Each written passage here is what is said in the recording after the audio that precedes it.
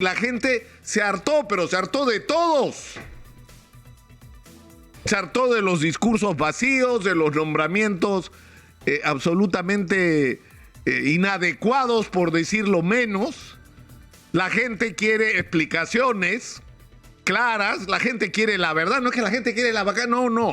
La gente quiere la verdad sobre el entorno del presidente de la República involucrados en actos de corrupción y hasta qué punto esto alcanza responsabilidad del propio presidente. Porque en función de saber esa verdad, yo les aseguro que la gente se va a encargar de que ocurra lo que tenga que ocurrir.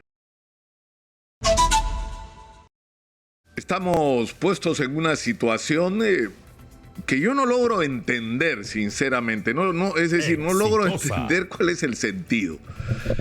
Es decir, se ha procedido a una votación para dar el voto de confianza y contra lo que se podía prever hasta horas antes de que esta votación ocurriera, el gobierno obtuvo una victoria. Es decir, logró el voto de confianza para un gabinete dentro del cual habían ministros seriamente cuestionados. Y sin embargo logró el voto de confianza. Y está absolutamente claro que quienes promueven la vacancia, y ellos lo saben, no tienen los votos suficientes para la vacancia presidencial, que son 87, si ni siquiera han tenido los votos para lograr negarle la confianza al gabinete del ministro Aníbal Torres Vázquez, del presidente del Consejo de Ministros. Entonces yo me pregunto, ¿cuál es el sentido? ¿Cuál es el sentido de ir a una discusión para la vacancia presidencial si saben que van a perder? No, es que para escuchar al presidente para que hable, pero si ya lo declaraste culpable, si está pidiendo vacancia, está diciendo que se vaya el señor. No es que estás evaluando para escuchar sus argumentos, tú ya tienes una decisión y la mayoría del Congreso no comparte esa decisión. Entonces, ¿cuál es el sentido? Por Dios, explíquenme. Que el presidente vaya para escucharlo.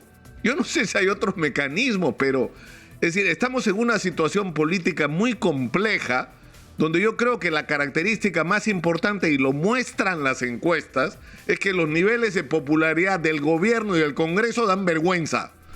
Es decir, la gente se hartó, pero se hartó de todos. Se hartó de los discursos vacíos, de los nombramientos absolutamente inadecuados, por decirlo menos. La gente quiere explicaciones claras, la gente quiere la verdad. No es que la gente quiere la vaca, no. La gente quiere la verdad sobre el entorno del presidente de la República involucrados en actos de corrupción y hasta qué punto esto alcanza responsabilidad del propio presidente. Porque en función de saber esa verdad, yo les aseguro que la gente se va a encargar de que ocurra lo que tenga que ocurrir.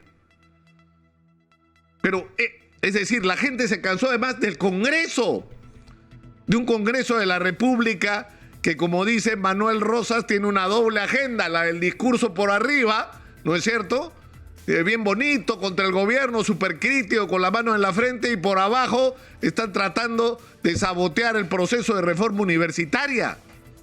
Tan solo para empezar. Es decir, están completamente desacreditados ante los ojos del país porque los ciudadanos están hartos. Es decir, la gente quiere respuestas, pero respuestas ahora. Cuando se habla, por ejemplo, de inversión, hay que invertir. Ya pues, ¿a qué hora? Si la inversión pública se ha caído en los últimos meses. Necesitamos la inversión ahora y una inversión que sea eficiente y transparente. Es decir, que no nos roben con la plata que tenemos, porque tenemos mucha plata en este momento. Y en segundo lugar, que la inversión sirva para resolver los problemas de los ciudadanos. Y los problemas están ahí, nos revientan en la cara. Miren cómo están los colegios, las postas médicas, los centros de salud, los hospitales. Miren la carencia de carreteras que hay, miren la cantidad de gente que vive apiñada en los cerros y que no tiene acceso a una vida y a una vivienda decente. La cantidad increíble después de todo el palabreo. Agua para todos. ¿Y cuántos peruanos hay? 30% de la población que no tiene un acceso regular y permanente a agua potable, porque eso también fue un cuento. Se tendieron redes de agua potable por donde no pasa agua, o donde llega agua un ratito al día con suerte. Es decir, no puede ser. Ahí están las cosas que hay que hacer, que son además generadoras de empleo, activadoras de la economía. Eso es lo que tenemos que estar discutiendo. Tendríamos que estar discutiendo, y acá lo repetimos ya, yo me agoto de repetir lo mismo. Es decir, los precios de los minerales están por la nube. Nosotros tenemos los minerales que el mundo necesita. La proyección es que esta demanda internacional no solo va a permanecer, sino va a crecer, y que por lo tanto esta es una gran oportunidad para nosotros como país. Pero eso son puras palabras si no nos ponemos en acción. Si lo que hacemos inmediatamente es poner en el Ministerio de Energía y Minas alguien que sea capaz de dedicarse sin dormir los próximos 3 o 4 años a atraer esa inversión, a que esa promesa se convierta en realidad, a sacar el mineral, y para eso necesitamos inversionistas. Y ya aprendimos la lección, espero, de que hay que vacunarnos contra los conflictos sociales, de que no haya inversión minera que al poco tiempo termina reventando con gente indignada, bloqueando carreteras. No tiene que ser así. Podemos arreglar las cosas bien si las hacemos bien desde el comienzo.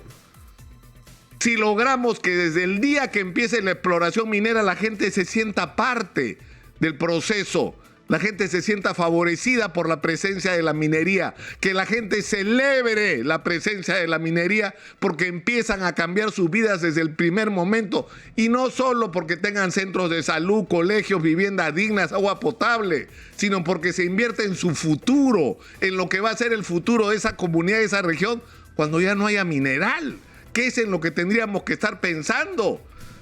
Y lo mismo en la agricultura.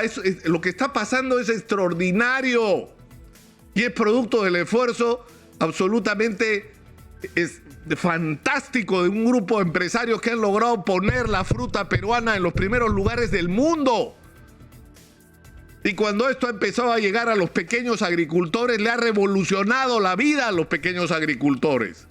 Han pasado de vivir en la sobrevivencia, así en la angustia de simplemente producir para comer, a tener ahorros, a tener dinero para invertir en la educación de sus hijos, en mejorar su condición de vida.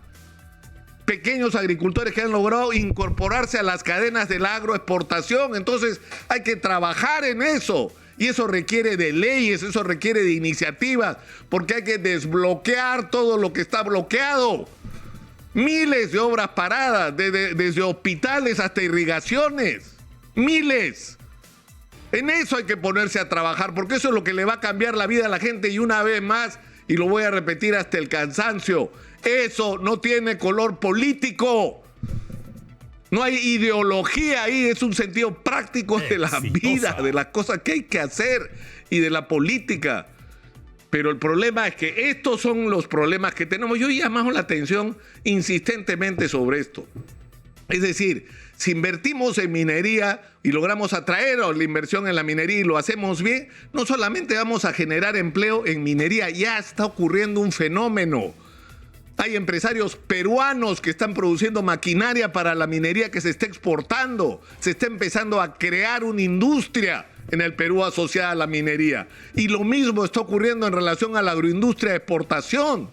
¿Y esto qué significa? Que se están generando y se van a seguir generando miles de empleos directos e indirectos que van a permitir que la gente que vive de ambulante, de informal, de transportista informal va a tener oportunidades que no tienen por qué estar amontonados en las grandes ciudades, sin chamba, viviendo el día a día, viendo hoy día qué comen mañana, sino que van a tener la oportunidad de acceder a trabajos decentes y sobre todo le van a dar futuro a sus hijos. Es decir, tenemos la oportunidad en nuestras manos. El problema es que tenemos una clase política absolutamente incapacitada para enfrentar este reto. Y por lo tanto, esto tiene que venir de la propia sociedad, de los gremios empresariales, de los gremios de trabajadores, de las universidades, de los colegios profesionales. De ahí tiene que venir el movimiento. De ahí tienen que venir las respuestas y las alternativas y las demandas. Y hay que hacer en cada región un plan y ponérselo en la cara al gobierno y al Congreso para que se hagan las cosas que se tienen que hacer. Por ahí hay que empezar, porque la propia sociedad civil se organice y se haga respetar. y se ponga en agenda lo que el país necesita que se ponga en agenda. Por favor, no podemos seguir perdiendo tiempo porque eso es lo que hemos hecho estos meses, perder tiempo. Y eso es algo que no se recupera. Hablemos claro.